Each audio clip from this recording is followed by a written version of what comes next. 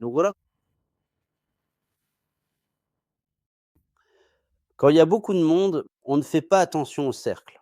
Et parfois, à Chypre, lors du dhikr de Cheikh Effendi, toute la mosquée était pleine devant lui. Il n'y avait donc pas vraiment de cercle. Bien sûr, c'est mieux d'avoir un cercle bien formé. C'est alors que cette lumière s'élève jusqu'au ciel. Les cercles de zikr sont très importants.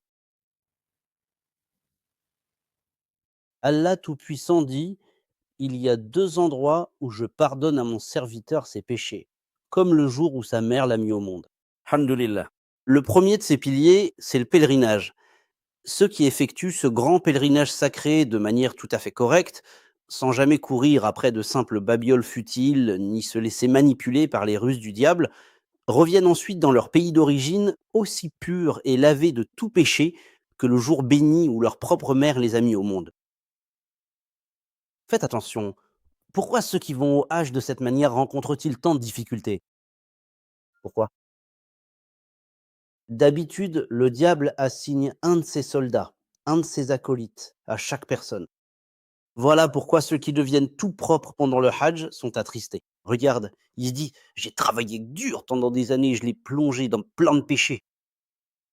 Et maintenant, il est devenu tout pur. Il m'a rendu tout mon effort à néant, dit-il. C'est alors que le grand diable lui-même commence à s'occuper de lui, n'est-ce pas? Il le dit sûrement sur le ton de la plaisanterie.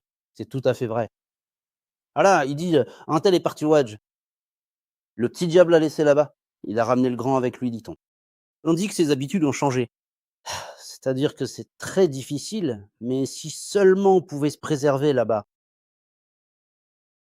c'est très important. La deuxième chose, ce sont ces cercles de dhikr. Ceux qui s'assoient dans ces cercles de dhikr et qui invoquent leur Seigneur, Allah Tout-Puissant dit: avant même qu'ils ne se lèvent de là où ils sont assis, je pardonne leurs péchés, et ils deviennent aussi purs que le jour où leur mère les a mis au monde. Mais bien sûr, il y a aussi des règles de bienséance pour le dhikr. Il faut y faire attention, n'est-ce pas? En reliant notre cœur à notre Seigneur et en prononçant son nom, il faut, d'une certaine manière, sortir de ce monde. Si nous ne pouvons pas sortir du cercle que nous avons tracé, alors on commence à regarder comment les autres sont assis ou un tel est en train de somnoler, n'est-ce pas? Si tu t'occupes de savoir si le beau-frère a allongé les jambes ou pas, tu ne pourras sûrement pas atteindre cet état.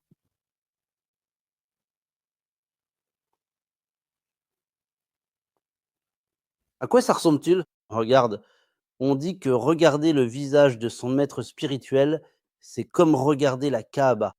On dit que les gens de Dieu, en particulier les saints, sont comme la Kaaba. N'est-ce pas, professeur? La Kaaba? Ceux qui y sont allés le savent. On dit que tu gagnes 120 récompenses par jour. Regarde,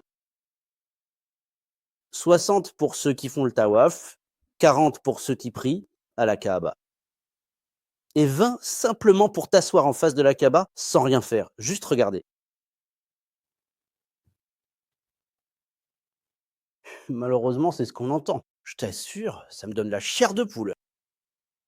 Le professeur dit si joliment: ô Seigneur, accorde-nous aussi l'amour du prophète comme celui de Mesta.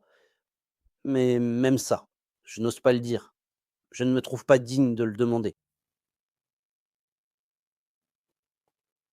Un ami mufti racontait une histoire comme ça. Il disait: deux pèlerins étaient assis en face de la Kaaba. Regarde, même s'ils ne font rien, juste regarder, imagine la récompense. Bon, pèlerin, et alors? Tu te souviens, mon tracteur s'était embourbé sous ton verger. Et alors?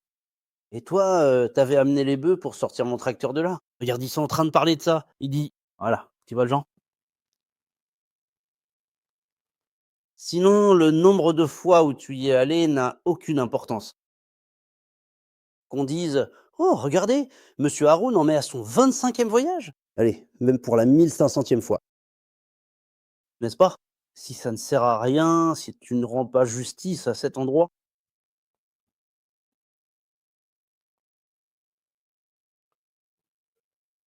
alors qu'ici, peut-être qu'on n'appelle même pas, 1 fois par an certaines personnes, Là-bas, on les appelle au téléphone pour prendre de leurs nouvelles. Il dit: «Je suis en Oumra». Je me suis dit que j'allais prendre de tes nouvelles. Mensonge. Ce n'est pas pour prendre de ses nouvelles, c'est juste pour dire qu'il est en Oumra là-bas.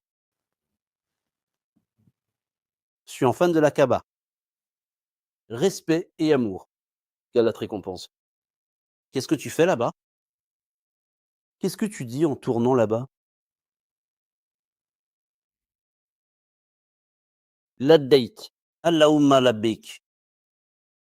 Oh Seigneur, c'est toi qui nous as appelés et nous avons répondu à ton appel. Tu parles avec Dieu. Là-bas, tu prends un selfie. Et maintenant, comment ça s'est passé? Après ça, tu es parti au pèlerinage, à la Oumra. Quelle Oumra?